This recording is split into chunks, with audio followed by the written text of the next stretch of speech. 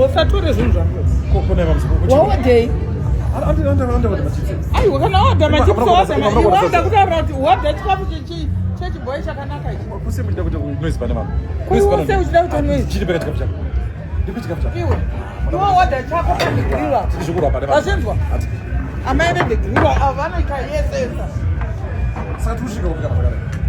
Hapana chavanotadza. Zvese maninyi akachipa. Iwe kana uine chauri kuda. Kurumidza. Idyai mukore muende kugym ya. Muende kumarket idyai chese. Kendro futi. Idyai chese. Idyai mugute. Aiwa idyai mugute. Muende kumarket. Munotengwa nemari pamusoro chako.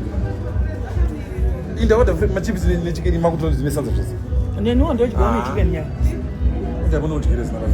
Apa patasvika patati. Amuna kutosana price ndikabhadhara nemari yangu. Ha? Ndamshidaro. Idyai mugute. Imari.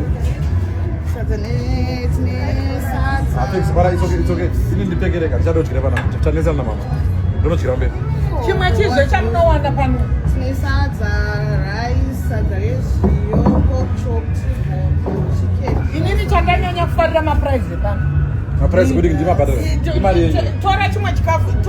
Isina vanhu vese ava chikafu. Havana mari. Kumidza asikana. Havana mari. Vese ava pay.